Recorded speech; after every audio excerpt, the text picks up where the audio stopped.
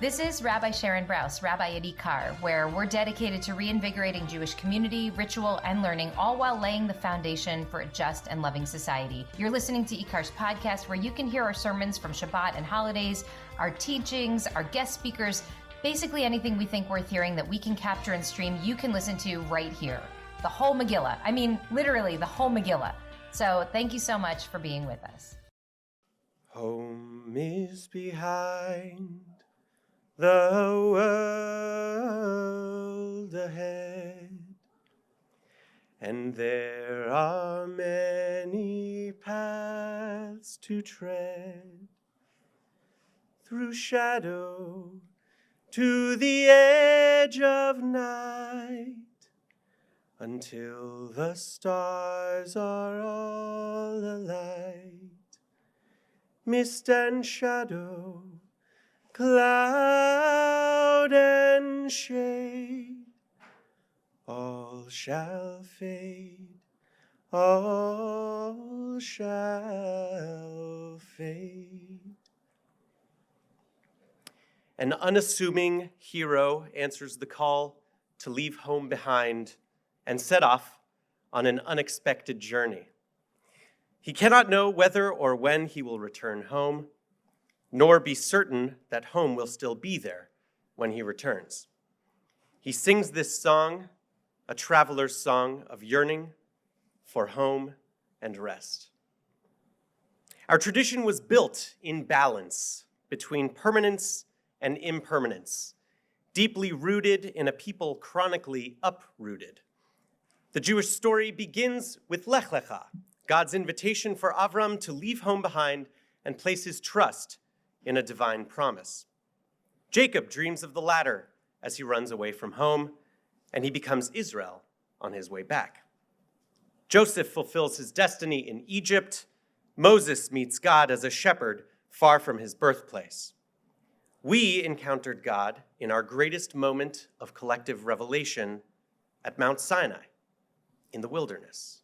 Our people were formed in the wilderness.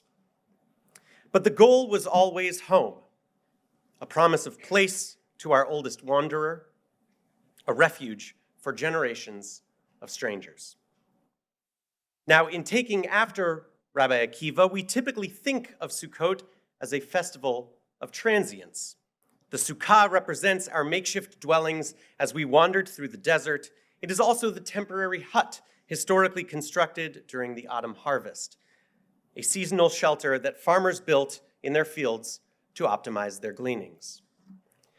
But today's readings in Vayikra and 1 Kings tell us a slightly different story, one that embraces permanence as well as impermanence, stability and fragility. Vayikra gives us the biblical origin of Sukkot, one of three pilgrimage festivals described as a chukat olam ledorotechem, a rule for all time, for every generation. The chukat olam imbues this festival of transience with the authority of intransience. It is a law to last forever, to celebrate Sukkot as a reminder that nothing lasts forever. And the bridge between our fleeting lives and the timeless divine, the mechanism of chukat olam, lies in the word ledorotechem. It is our collective narrative transmitted from generation to generation that perpetuates this practice. Today's Haftarah even more vividly illustrates our people's juxtaposition of permanence and impermanence. The reading finds us at the apex of our people's power and stability, in the years of the unified kingdom and the height of King Solomon's rule.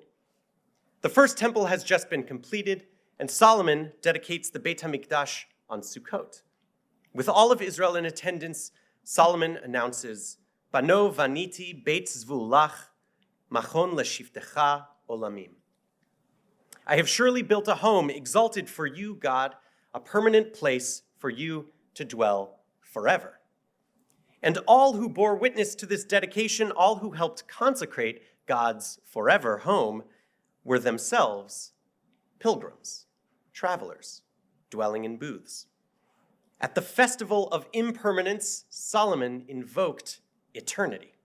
In fact, he went one step further. He altered our collective narrative with a paradigm shift by anchoring the Mishkan, the wandering tabernacle, to a fixed home for the very first time. But the verses following today's Haftarah already depict a King Solomon who seems to doubt the adequacy of the Beit HaMikdash.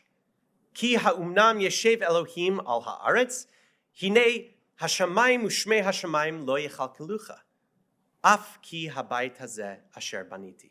For will God truly dwell on earth? Behold, the vast expanses of the heavens cannot contain you. How much less so this house that I have built? Solomon is humble and wise enough to know that the temple cannot actually contain God, neither in space nor across time. It cannot serve as God's everlasting home. The human conception of permanence is just a mirage. The only real permanence is the eternal divine. Our closest approximation is in the stories we pass down and the traditions we uphold, and to that end, Solomon begs God to fulfill God's part of the deal, that the line of David should never cease so long as every successive generation walks before God in the same way that David did. And it is this same King Solomon who built God's home who is classically credited with writing Kohelet, the book of Ecclesiastes, which we also read during this season. Throughout Kohelet, we find the vexing refrain, Hakol Hevel, or Gam Zeh Hevel. Hevel is typically translated as vanity or futility, such that Kohelet's thesis would suggest that life is meaningless or lacks purpose. But Hevel actually means breath or vapor. So the more accurate understanding of Solomon's refrain is that everything is fleeting, everything ephemeral. We are the mere wisps of vapor on God's latest breath. All shall fade, all shall fade. But this is an important distinction. Fleeting does not necessarily mean futile. All that is Hevel may yet have meaning, meaning that we give it, that we kindle and rekindle in every generation. Of course, we know how the story ends. 1 millennium, 2 temples, and several empires later, the permanent homes of God and the Jewish people are all but destroyed. Judaism faces another paradigm shift in those early days of insecurity and exile. If God's home has been destroyed, if centralized worship is no longer viable, has the Jewish experiment been disproven? But of course, our people have already been a traveling tradition. Once again, we build a vibrant Judaism along the road, encountering God through new narratives that have sustained us as we have sustained them for generations. And though the meaning of home has changed, the yearning remains. The narrative of permanence and impermanence is given life anew. Everything may be Hevel, but there's still no place like home. Here's the kicker, though. Home and Hevel aren't just abstract concepts. They are the lived experiences of hundreds of thousands of people in our city who are unhoused or struggling with housing instability. Many of us have the privilege of only dipping our toes in transience during Sukkot, knowing full well that soon enough we can return to relative comfort and security.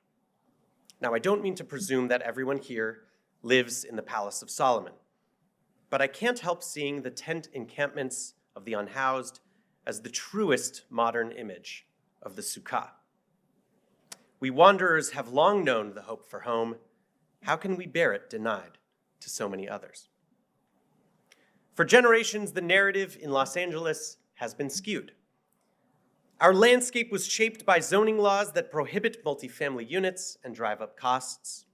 These, in turn, have been exacerbated by the 2008 housing crisis, as well as by long-standing institutionalized racism that historically offloads the burden of public and affordable housing on communities already more burdened than our own. A recent recommendation by the City Planning Commission prohibits apartments on 72% of Los Angeles land. And the map of these latest zoning restrictions matches only too well to the map of racial, ethnic, and socioeconomic segregation. Meanwhile, the opponents of affordable housing initiatives point to high rent and feed us a narrative of false scarcity. In fact, there is no real scarcity. It's just that there is so little land already allowed to serve the needs of affordable housing. I spoke recently with Brooke Wirtschafter, IKAR's Director of Community Organizing and Minyan Tzedek, and a lovely person, who informed me of the Planning Commission's recommendation and offered this notion of the false scarcity narrative. She also advised on ways that we can combat LA's rampant housing instability. She suggested that we pay attention to our local zoning laws, including the parking minimums that require spaces for cars and drive up rent prices. No pun intended, I found that out. Or the height maximums and floor area ratios that limit certain neighborhoods to single-family units. Call your city council members to support multifamily housing in our neighborhoods. And, shameless plug, attend the IKAR event on housing justice this Sunday from 3 to 5 p.m.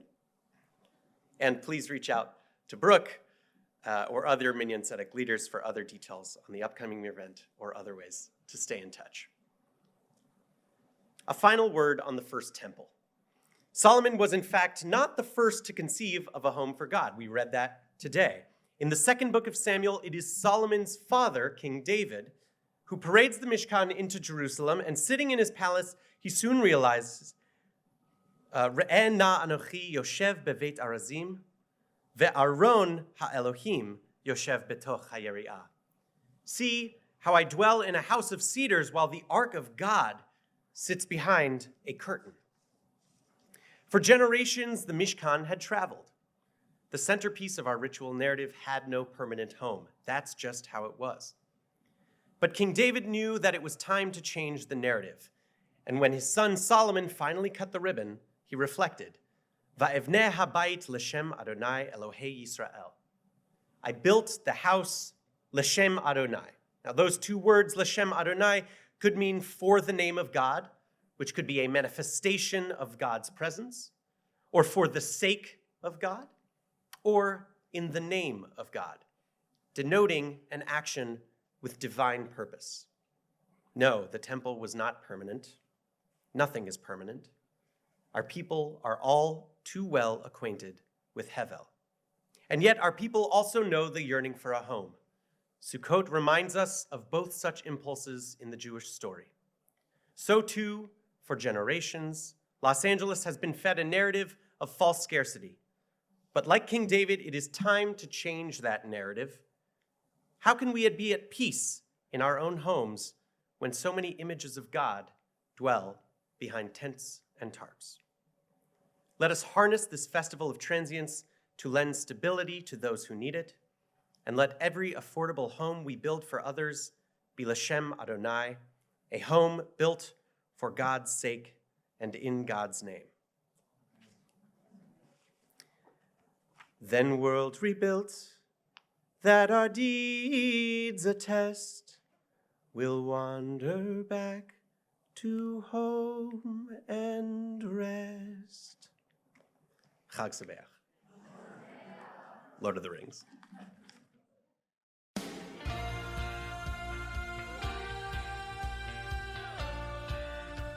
This is Rabbi Sharon Brous, Rabbi at IKAR, where we're dedicated to reinvigorating Jewish community, ritual, and learning, all while laying the foundation for a just and loving society. You're listening to IKAR's podcast, where you can hear our sermons from Shabbat and holidays, our teachings, our guest speakers, basically anything we think worth hearing that we can capture and stream, you can listen to right here. The whole Megillah. I mean, literally the whole Megillah. So thank